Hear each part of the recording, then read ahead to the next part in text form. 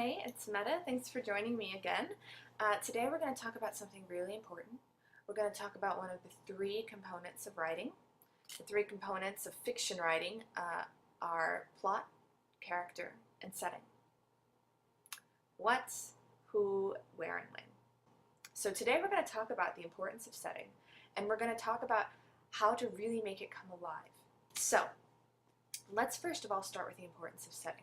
And I want you to think about yourself. I want you to think about where you grew up and how that affected you as a person. For example, I grew up in Florida.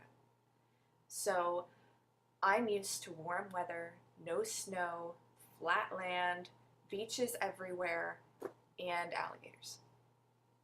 That was my experience growing up. And then when I was 26, I moved to Massachusetts. And I had to adjust. There were a lot of differences, both in the climate and in geography, and in the culture. So there was definitely an adjustment period. And if you think about it, if you think about the experiences someone who grew up in Florida would have, as opposed to the experiences that someone who grew up in Massachusetts might have, well, there's a big difference. Just like there's a big difference between someone who grew up in Arizona, someone who grew up in Alaska, or Montana, or Ohio, or spreading out, someone who grew up in Japan, someone who grew up in Russia, someone who grew up in Africa, right? There are all of these, the setting, your own setting, it plays a vital role in shaping your experience. And the same is true of your character. Where your character grows up and where they are when you're telling their story is going to shape their experience and the way they view the world. And that's something very important. It's something you want to keep in mind. Not just where is my character, but how is the place where my character is currently at? How is that affecting their worldview? Is it the place where they were born?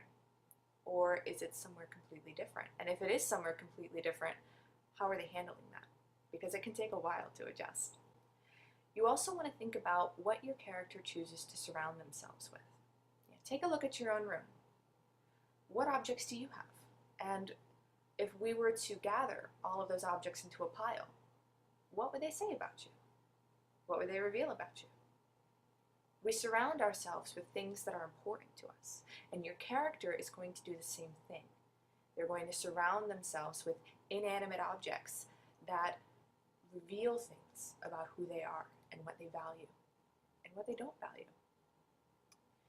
And one way, I think the most effective way to make your setting come alive is to show your character interacting with those inanimate objects that surround them. You know, it's not just there. The bed just isn't there. At night, I sleep in it. Your characters are the same way. They not only surround themselves with these objects, they interact with them. And it's up to you as a writer to figure out what objects they interact with the most and what that says about them.